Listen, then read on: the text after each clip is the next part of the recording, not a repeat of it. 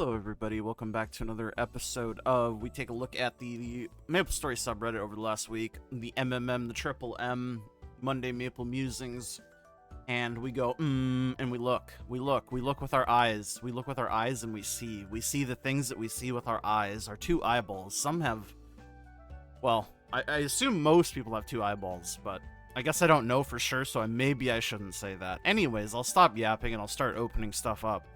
Let's go week, not month. Obviously, I open up the What's Next in MapleStory Summer Patch. It's a TLDR from a lovely moderator, Mr. Bakun, Bacon as I like to call him. Me and him, we go way back.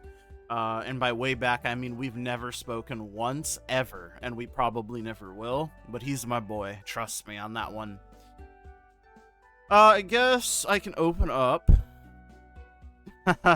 Okay, there's been a lot of soccer threads. I'll open up one of the soccer threads. Let's just see, because I think the majority of the time is going to be going over this What's Next in MapleStory Summer Patch thread. Because unsurprisingly, there's a lot written up here, and there's a lot coming. Let me open up my drink and take a swig. Because I did just wake up from a nap.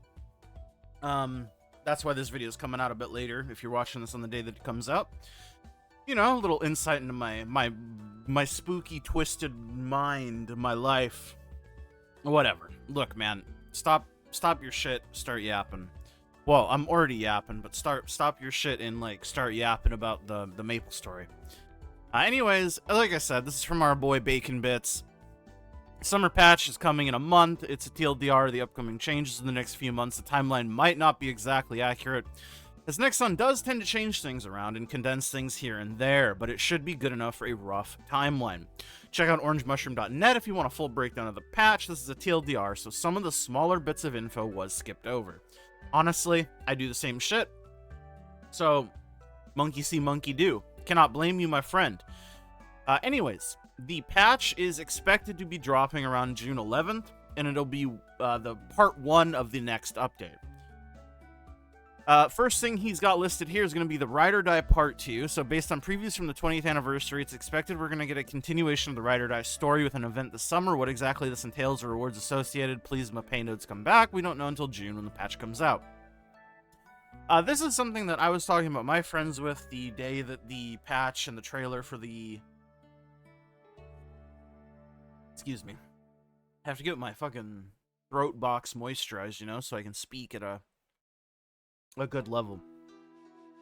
But this is something that I was talking about with my friends because they were like, oh, I really hope we don't get Ride or Die 2. And I'm like, well, I'm not necessarily sure we'll get Ride or Die in the way that you're thinking. It'll definitely be a continuation of the storyline, for sure. But I'm not convinced that Ride or Die itself, like the event, we'll be getting in the same way. At least I hope we're not going to be getting it in the same way. I hope that if we do get a Ride or Die event again, like the same one that we got previously, I hope it's a revised version. But I think realistically speaking, we'll probably get something entirely different. But again, totally open to being wrong, and we don't know until it comes out. Obviously, we're also getting the 6th job, 3rd and 4th mastery cores. If you want to know your mastery cores, orange mushroom link. I will put an orange mushroom link to here. Yeah, I'll link this. And this should have like a sublink to the main next update. But basically, there's a lot of shit going on. Mastery 3 and 4 cores, big. And then obviously the skill sequencer, which is coming in. This basically lets you condense your burst down to a singular button press. Not everything can be macroed to it from my understanding, but pretty much every skill that you use that does something to your character gives you, or is able to be put in here, and it saves you a ton of fucking time. Because for some reason the skill sequencer is able to use skills and like rings and like AB link and shit much quicker than a human being. It's like the animation is shortened. But basically you put your entire burst order into the macro up to 15 skills. Macro will activate the skills faster than you can press. Please watch the video for comparison. A Night Lord burst can take around 7 to 8 seconds in the live game. The system makes it so you can do it under 2 seconds. I will take a look at this video. Not that we're going to be able to see much, but you can see. That was pre, this is post. I mean, you don't need to be a rocket scientist to see how much longer this like, all these buttons take to press, and he's pressing them as fast as you can. Post change, boom. They're all just fucking instant. Instant. This thing is going to be massive for everyone in the game. And everyone going forward in the game. Black Mage Liberation stuff got changed, obviously. Possible to liberate in 3 months if you can solo every boss. Hyperburn Max is the new Hyperburn thing that we're getting for our summer update. Well, not necessarily our summer update. I mean, it's going to be our summer update, right? It's the next update. And we're getting the next update for summer. So I guess technically it is our summer update, Hyperburn. But it is the Hyperburn, which is functionally the same as the previous Hyperburns. Instead of 3 levels, though, it gives you 5 levels. Cool. And apparently there's going to be a second Hyperburn Max coupon that you can claim during the event check-in. However, keep in mind this coupon will only give you the level up bonuses, not the item burn. But then he types an update. Seems like there's a secondary attendance check-in event that gives an item burning box, so item burning on the second Hyperburn should be possible as well. Very cool. Quality of life changes. These are other things coming in the patch. You have your event shop, the Legion UI update, so you have the solver grid. Let me see. I'm in game, but I'm in the event map, and I'm too lazy to go in. But basically, no, here, I'll do it for you guys. You know, never say that I don't try my best for y'alls, because here, we're a team, you feel me? We're a freaking team, you guys. Okay, so this is MapleStory, my MapleStory. This is my my Legion grid. The event solver. The Legion solver is going to let you basically just click what area you want filled up, and it will automatically place the pieces in the spot. And it will solve the grid without you having to do anything. You won't have to use an external program to solve the grid, and then you manually drag the testers pieces into the spaces yourself. And it will finally allow me to not have any overlaps. Because I fixed this at 9K, I think. Or 8,500, I don't remember, and I just haven't touched it ever since because I am far too fucking lazy to constantly be changing this, knowing that we're getting the update thing. Like, my pieces expand, they overlap, they go into things that I don't really need. It's just how it is, man. But you're going to be able to click certain areas, and it will just fill out the grid for you. Basically, very good QOL, and I fuck with it heavy. That being said, there's going to be also a full story skip. You're not going to have to do any of the story, and you're not going to have to skip any of the text. To my understanding, it's just you click skip, boom, yeah, you're instantly in. No more cutscene, no more story text whatsoever. All of the boss pre-quests, Root Abyss, Pap, Von Leon, Arc, Pink Bean, Cygnus, Magnus, Guardian Angel, Slime, all shared on the entire account. Completing it once on any character unlocks that on all characters on the entire account across all worlds. Currently, I think it's world-based, but I could be wrong about that.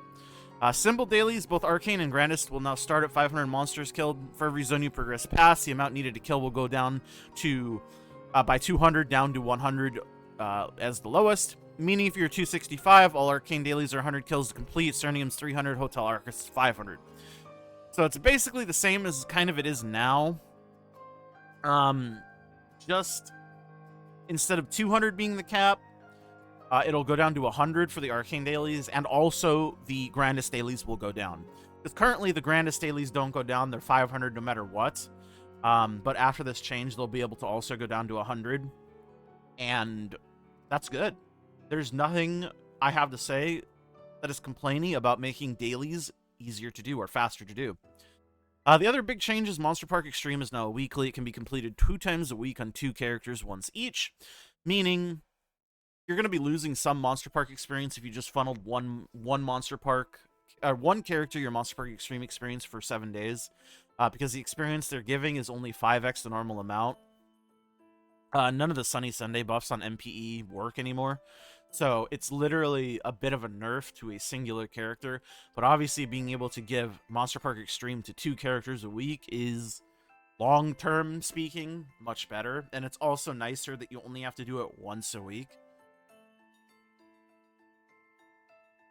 Sorry, I was taking a sip. But this is more of a change to facilitate Legion champion mules and stuff. And that's the same idea with the Epic Dungeon stuff.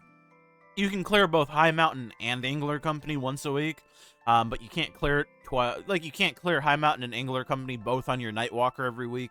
You'd have to do Angler Company on like your Nightwalker, and then like fucking High Mountain on your Thunderbreaker.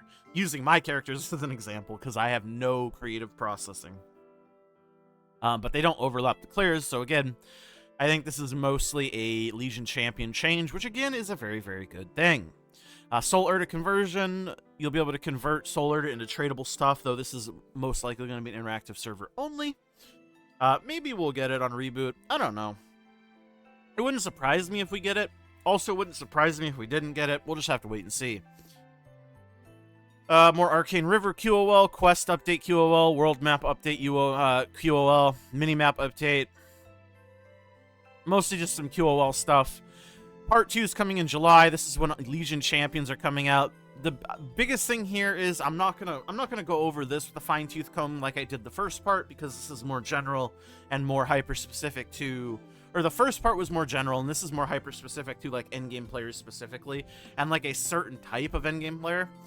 But basically, a 260-plus character you can assign to a Legion Champion, and you can complete missions below to unlock stats. All Legion Champions will share the stats with each other, but the stat rewards only apply to the 3 champions that are assigned. Meaning these are not account-wide stats like Legion, but these are Legion Champion-specific stats. Meaning only the characters that are assigned as a Legion Champion will be getting them. So basically, if you can solo Hard Lotus on your Legion Champion within 20 minutes, you get 20 all-stat, 1000 MP HP. You can solo Vihilla in 20 minutes, 10 attack, 10 magic attack. You solo Black Mage within 45 minutes, you get 5% boss damage. You solo Hard Saren within 20 minutes, you get 3% crit damage. For a lot of people, this is the place that you're going to realistically shoot for long-term for Legion Champions.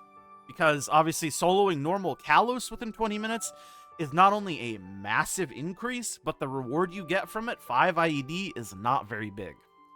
The boss damage from Black Mage is pretty good, too, and also pretty attainable for a lot of people, more so than the Hard Saren. The Hard Saren is going to be quite difficult for a lot of people, I feel, me included. I think my main will be able to do it, obviously. Aside from that, though, I have no character even remotely close to being able to do that again. I know I'm not the most endgame player, but that's just kind of speaking to how, like, long-term this system is supposed to be. Anyways. Legion Champion coins exist as well. These coins can be used to get temporary stat buffs for boss and culvert, things like 10% boss for 30 minutes, etc. You have your different levels of bosses and buffs, excuse me, for these coins. How this works exactly, I'm not sure. I assume it's similar to, like, the Legion, like, Might buff, for example, or the Legion drop coupon.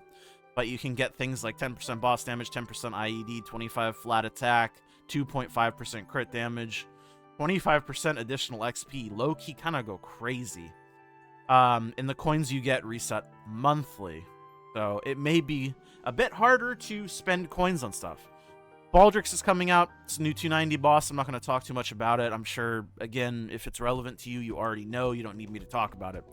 More QOL stuff. The biggest thing being the link and guild skill changes. Guild skills will be a 5-minute cooldown, meaning they are basically infinite for free. Should be like this. Should have been like this since the beginning, in my opinion. Same with the link skills. Link skills are now unlimited and apply to the character as its own separate copy. If you have a Kana link on character A, you can go to character B and use Kana link. Both characters now have Kana link permanently until you change it. Meaning, every character, you just need to set their links one time, and the only time you ever need to change them is if you want to change them for whatever reason you're doing. Like if you're bossing or training, that's when you would change your links. Otherwise, your links are always set to something specific. Doesn't matter if another character's using that same link, it will be the same. Boss crystal change. The number of boss crystals able to be sold changed from 180 to 90. However, all bosses in Grandis were buffed in meso value, while all bosses below Black Mage were nerfed. Big nerf overall, especially to C10 boss mule meta. When it comes to the boss crystal change from KMS to GMS, sometimes GMS chooses to ignore the change completely or adjust things before they're brought over.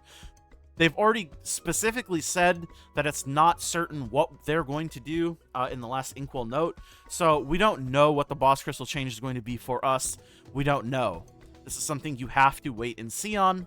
We'll have to see.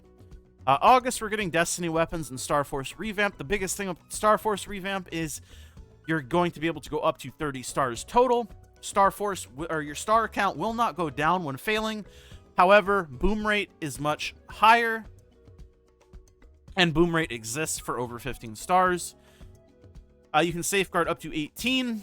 The meso cost to tap things increased. The new Sunny Sunday event decreases boom chance rather than the 5, 10, 15, 100% chance.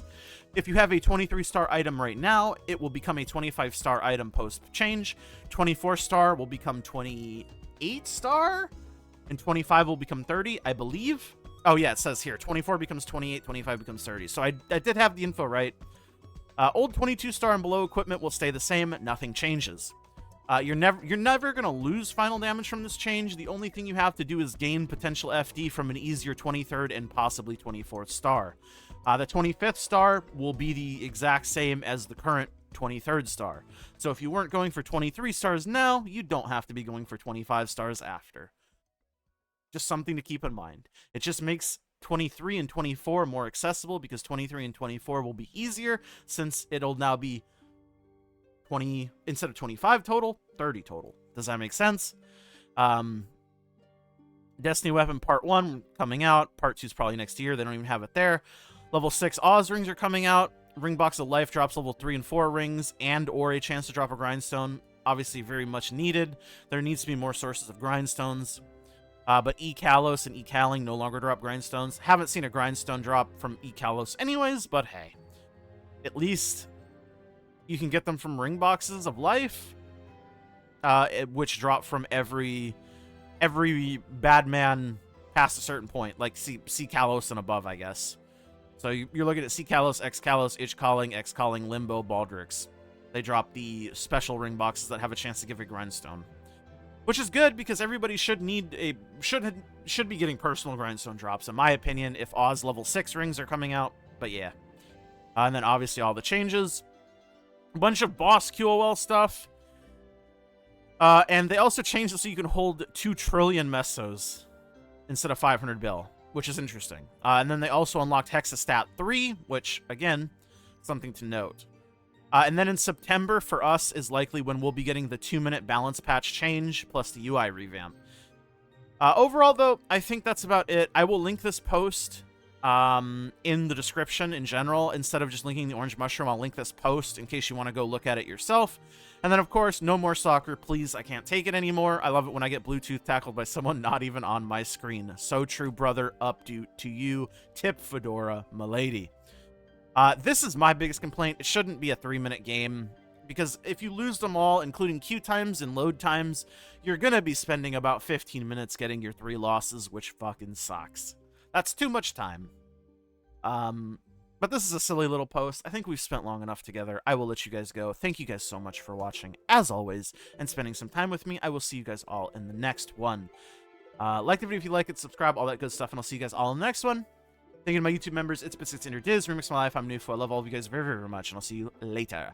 Bye!